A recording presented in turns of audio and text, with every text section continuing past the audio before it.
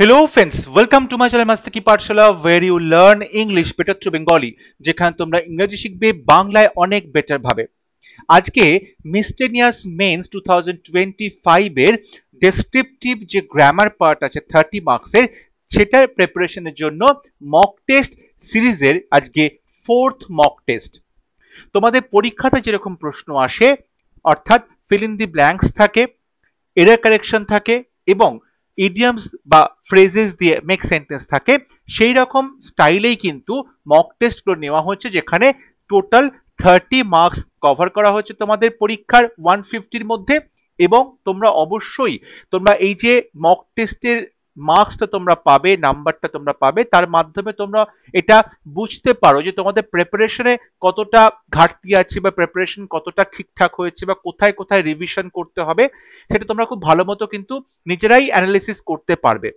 সামনেই তোমাদের যেহেতু মিসলেনিয়াস মেন্সের মক পরীক্ষা আছে, সেই জন্য কিন্তু আমরা অলরেডি যে রাইটিং পোর্শনটা আছে রিপোর্ট প্রেসিড ট্রান্সলেশন তার জন্য বিভিন্ন ক্লাসেস নিয়ে আসা হচ্ছে এবং ডেসক্রিপটিভ গ্রামারের জন্য বিভিন্ন ক্লাসেস নিয়ে আসা হচ্ছে টপিক ওয়াইজ। প্রিভিয়াস ইয়ার্স অর্থাৎ 2002 থেকে 2019 পর্যন্ত প্রিভিয়াস ইয়ার্স এর সমস্ত রাইটিং এর কোয়েশ্চেন বা ডেসক্রিপটিভ গ্রামারের কোয়েশ্চেন ইয়ার ওয়াইজ কিন্তু করানো হয়েছে টপিক ওয়াইজ। সেগুলো অবশ্যই তোমরা আমার চ্যানেলের যে প্লেলিস্ট আছে পিএসসি মিসলেনিয়াস সেখান থেকে পেয়ে যাবে। এবং তোমরা আমাকে আজকে জানাবে তোমাদের মক টেস্টে কত মার্কস তোমরা পাচ্ছ আউট অফ 30। তোমরা যে মেক সেন্টেন্স রয়েছে সেগুলো আনসার তোমরা কমেন্টে লিখে পাঠাতে পারো, অনেকেই পাঠাচ্ছ এবং আমি সেগুলো আমার সময় মতো কারেকশনও করে দিচ্ছি, কোথায় ভুল হচ্ছে কিভাবে তোমরা সেটাকে সঠিকভাবে লিখতে পারো। সুতরাং তোমরা এই প্র্যাকটিসটাও কিন্তু ভিডিও দেখার সঙ্গে সঙ্গে করতে থাকো, কমেন্টে তোমাদের আনসারগুলো লিখতে থাকো। তাহলে শুরু করছি আজকের lesson. Fill in the blanks in each sentence with the correct alternative from options within brackets. তোমাকে ব্র্যাকেটের মধ্যে তিনটে অপশন আছে, সেখান থেকে সঠিক উত্তরটা বেছে নিয়ে fill in the blanks করতে হবে। First question, he lacks the power dash imparting although he is a good scholar in history. Although যদিও he is a good scholar, সে একজন বড় পণ্ডিত in history, অর্থাৎ ইতিহাসের সে একজন বড় পণ্ডিত, ভালো একজন পণ্ডিত। he lacks, তার কিন্তু ঘাটতি আছে, দি পাওয়ার ড্যাশ ইম্পার্টিং। ইম্পার্ট করা মানে কাউকে জ্ঞান যে বিতরণ করা, ঠিক আছে, এইটার যে ক্ষমতা তার একটা ল্যাকিং আছে। তাহলে এখানে কোন প্রেপোজিশন বসবে? In, of, for. He lakhs the power in imparting. Imparting এর যে পাওয়ার, ইম্পার্টিং করাতে যে ল্যাকিংটা আছে, অর্থাৎ দি পাওয়ার ইন ইম্পার্টিং, অর্থাৎ জ্ঞান লোককে যে দেওয়া বা বিতরণ করা, ছাত্রদের মধ্যে যে জ্ঞানটা ইম্পার্ট করা, তাতে সেই ক্ষমতার মধ্যে একটা ল্যাকিং রয়েছে। এখানে যে ইম্পার্ট করা হচ্ছে, ঠিক আছে, নলেজটা ইম্পার্ট করার কথা বলছে, সেখানে প্রবলেম আছে। তাই জন্য হি ল্যাক্স দি পাওয়ার ইন ইম্পার্টিং, ঠিক আছে, এখানে কিন্তু অফ হবে না, এখানে ইন হবে। Next question, let us talk dash something else. Let us talk dash something else, আমরা অন্য কিছু নিয়ে কথা বলি। Let us talk about, of, on. সঠিক উত্তর হবে টক অফ, কোনো বিষয়ে কথা বলা। Let us talk of something else, কোনো বিষয়ে কথা বলা। Let us talk of something else, এখানে কিন্তু অফ হবে, talk of something else. Next question, his master dispense dash his services. তার মাস্টার তার যে কাজটা বা সার্ভিসটা সেটা কি করলো? ডিসপেন্স করলো। ডিসপেন্স করা মানে কিন্তু ছেড়ে দেওয়া। ডিসপেন্স করা মানে ছেড়ে দেওয়া, বাদ দিয়ে দেওয়া। এখানে ডিসপেন্সের সাথে কোন প্রেপোজিশন বসবে? With, of, from. সঠিক উত্তর হবে with. Dispensed with. Dispense with মানে হচ্ছে কেউ কোনো কাজ ছেড়ে দেওয়া বা বাদ দিয়ে দেওয়া, ঠিক আছে। তার মানে তার মাস্টার কি করলো? তার কাজটা বাদ দিয়ে দিল, কাজটা তিনি কি করলেন? ছেড়ে দিলেন। Dispense with his services. Next question, he is not so strong dash you. সে তোমার মতো এতটা স্ট্রং নয়। He is not so strong dash you, like you, so you, as you. সঠিক উত্তর হবে অ্যাজ ইউ। সো, তারপরে অ্যাডজেক্টিভ, তারপরে অ্যাজ। এটা হচ্ছে পজিটিভ ডিগ্রিতে বসানো হয়। সো, তারপরে অ্যাডজেক্টিভ, তারপরে অ্যাজ। মানে এখানে তুলনা করছে দুজনের মধ্যে, যে he is not so strong as you, সে তোমার মতো স্ট্রং নয়, এটা হচ্ছে পজিটিভ ডিগ্রিতে রয়েছে। এবং সেখানে যখন তুমি নেগেটিভ সেন্টেন্স লিখবে তখন সো তারপরে অ্যাডজেক্টিভ, তারপরে অ্যাজ হবে, আর নর্মাল সেন্টেন্স হলে অ্যাজ তারপরে অ্যাডজেক্টিভ তারপরে অ্যাজ হয়। ঠিক আছে, next sentence, he was afraid lest he dash pass.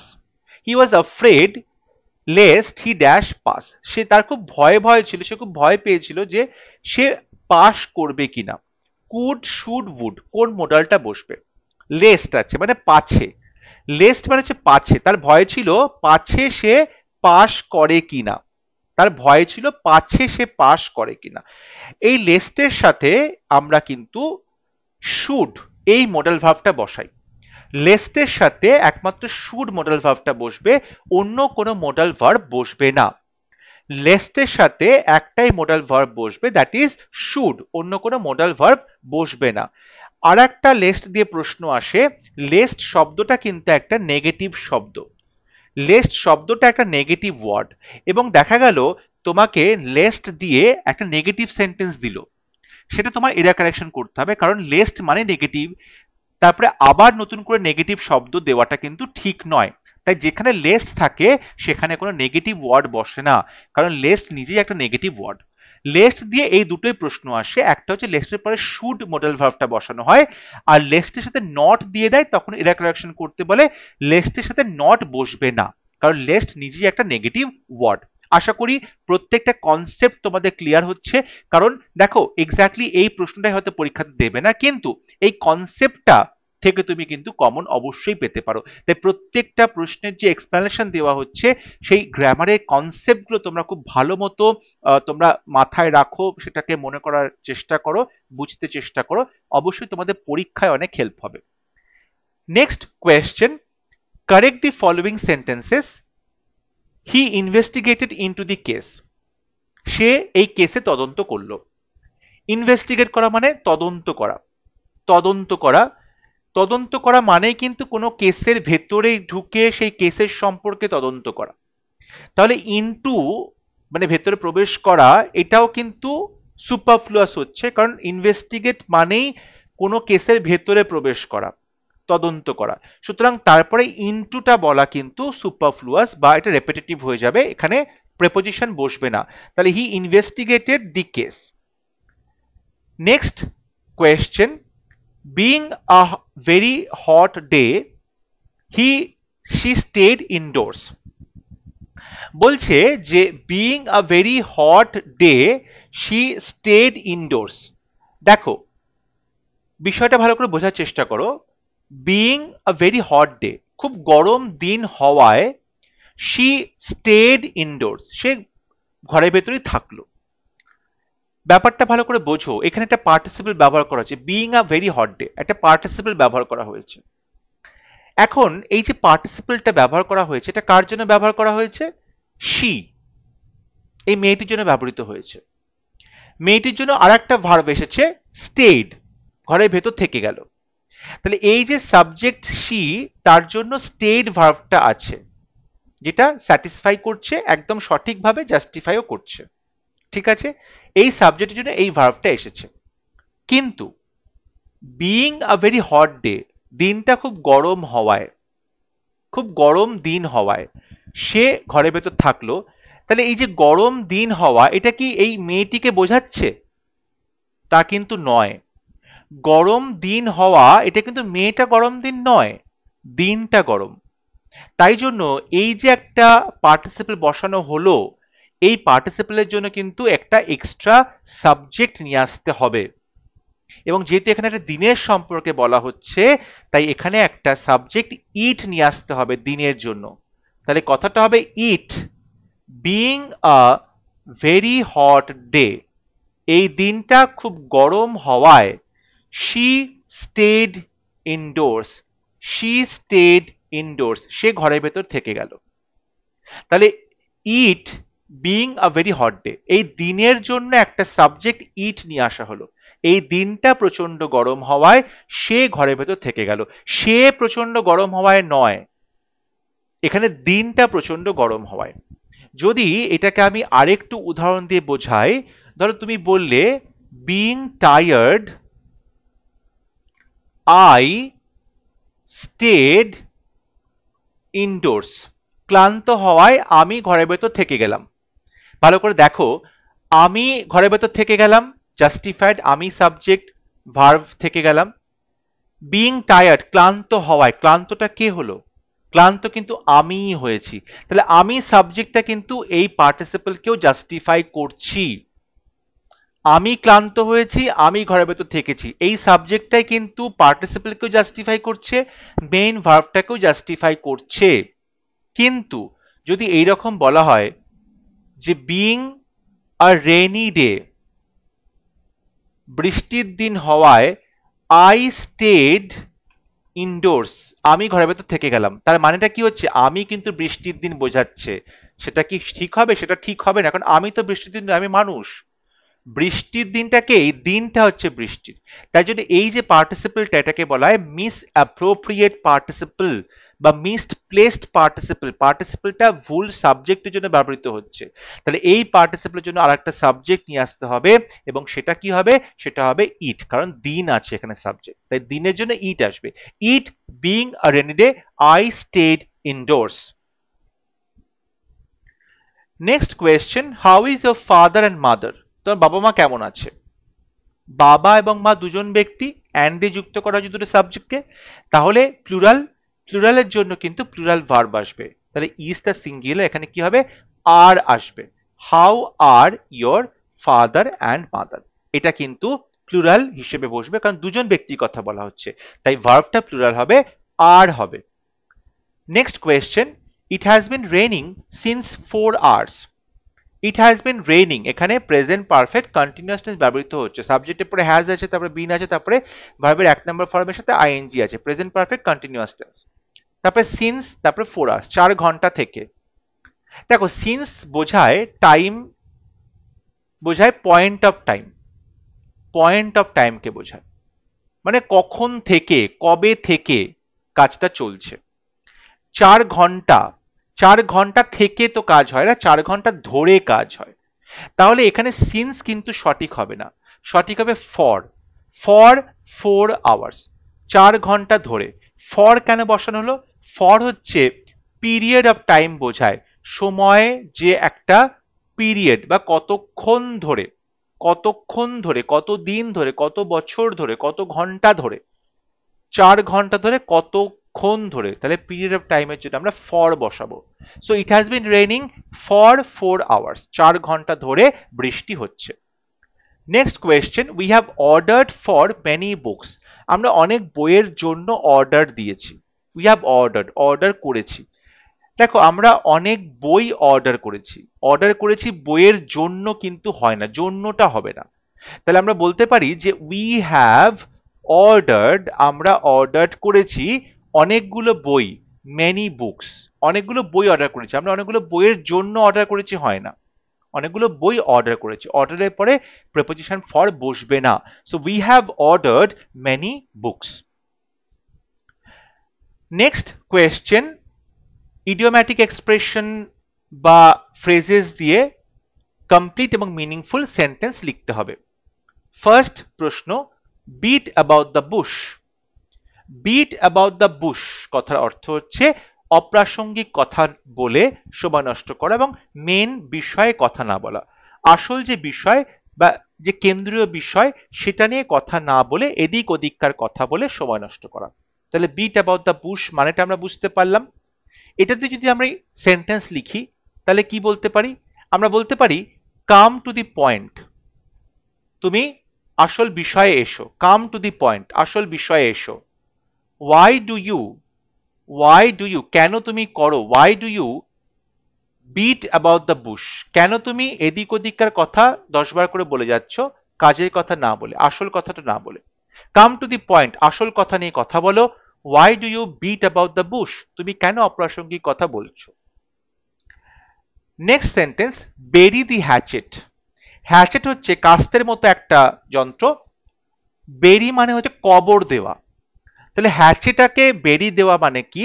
ওই যে কাস্তে বা যন্ত্রটা যেটা নিয়ে মারধর করা হয়, মারামারি করা হয়, সেটাকে কবর দেওয়ার কথা বলা হচ্ছে। মানে শত্রুতা শেষ করার কথা বলা হচ্ছে, শত্রুতা শেষ করার কথা বলা হচ্ছে। তার মানে আমরা বলতে পারি যে চলো আমরা শত্রুতা শেষ করি। Let us bury the hatchet. চলো আমরা শত্রুতা শেষ করি and আবার বন্ধু হয়ে যায়, be friends again, আবার বন্ধু হয়ে যায়। let us bury the hatchet, চলো আমরা আমাদের যে শত্রুতা আছে সেটাকে ধামাচাপা দিই and be friends again, এবং আমরা আবার নতুন করে বন্ধু হই। Next sentence, burn the midnight oil, মাঝরাতে তেল পোড়ানো। মাঝরাতে তেল পোড়ানো মানে হচ্ছে যখন অনেক রাত জেগে জেগে পড়াশুনো করা হয়, অনেক রাত জেগে জেগে পড়াশুনো করা হয়। তার মানে কি বলো, সারা বছর পড়াশুনো করা হয় না, পরীক্ষার আগে রাত জেগে পড়াশুনো করা হয় এবং তাতেই রেজাল্ট হয়। তার মানে বার্ন দ্য মিডনাইট অয়েল অর্থাৎ রাত জেগে কাজ করা হচ্ছে, অনেক রাত পর্যন্ত জেগে জেগে কাজ করা হচ্ছে। তাহলে এটা দিয়ে যদি আমাদেরকে সেন্টেন্স করতে হয় আমরা কি লিখতে পারি? লিখতে পারি একটা কন্ডিশনাল সেন্টেন্স, বলছে if you studied hard, if you studied hard, তুমি যদি কঠোর পড়াশোনা করো, খুব ভালো মতো পড়াশোনা করো, ইফ ইউ স্টাডিড হার্ড। আমরা এখানে স্টাডিড পাস্ট টেন্স ব্যবহার করছি অর্থাৎ টাইপ 2 ব্যবহার করছি, আমরা টাইপ 2 ব্যবহার করছি। If you studied hard you would not, তোমাকে করতে হবে না, you would not have to, তোমাকে করতে হবে না, you would not have to burn the midnight oil, তোমাকে কিন্তু মধ্যরাতে তেল পোড়াতে হবে না। নাও, এখন, বিফোর দি এক্সামিনেশন, এক্সামিনেশনের আগে রাত জেগে জেগে পড়াশোনা করতে হবে না। এখানে আমরা কন্ডিশনাল টাইপ 2 ব্যবহার করছি যেটা প্রেজেন্ট এবং ফিউচারের একটা কাল্পনিক সিচুয়েশনের কথা বলা হয়। যদি তুমি পড়াশোনাটা করো তাহলে তোমাকে মাঝরাত্রিবেলা জেগে থেকে তেল পুড়িয়ে পড়াশোনা করতে হবে না। If you studied hard, if এর সাথে আমরা সিম্পল পাস্ট টেন্স ব্যবহার করব আর মেন ক্লজে উড, কুড, মাইট এবং তারপরে V1 ব্যবহার করব। So if you studied hard you would not have to burn the midnight oil now before the examination. Next question, hard of hearing, hearing মানে কানে শোনা, হার্ড মানে কষ্টকর, মানে কষ্ট করে কানে শুনতে হয়, কষ্ট করে কানে শুনতে হয় মানে কি ডেফ, মানে সে কানে কালা। ঠিক আছে, তাহলে আমরা এভাবে বলতে পারি যে দ্য ওল্ড ম্যান, যেহেতু বয়স হলে অনেকের এই প্রবলেমটা হয়, the old man is hard of hearing, hard of hearing মানে হচ্ছে কালা, তা the old man is deaf, ডেফের বদলে লেখা হলো হার্ড অফ হিয়ারিং।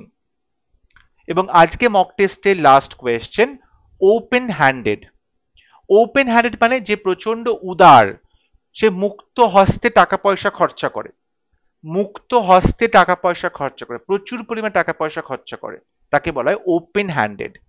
তার মানে আমরা বলতে পারি he is an open handed man, সে কিন্তু একজন ওপেন হ্যান্ডেড ম্যান, অর্থাৎ তুমি বলতে পারো যে তার প্রচুর টাকা পয়সা খরচা করার একটা অভ্যেস আছে, হি is an open handed man, প্রচুর টাকা পয়সা খরচা করে।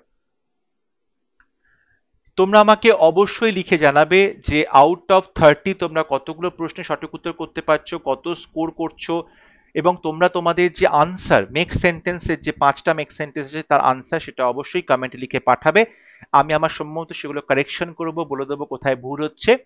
যদি ভিডিওটি ভালো লাগে ভিডিওটি লাইক করবে, শেয়ার করবে এবং আমার চ্যানেলটি সাবস্ক্রাইব করতে ভুলবে না। পরবর্তী লেসনে খুব শীঘ্র দেখা হবে, ততক্ষণ সবাই ভালো থাকবে, সুস্থ থাকবে, থ্যাংক ইউ।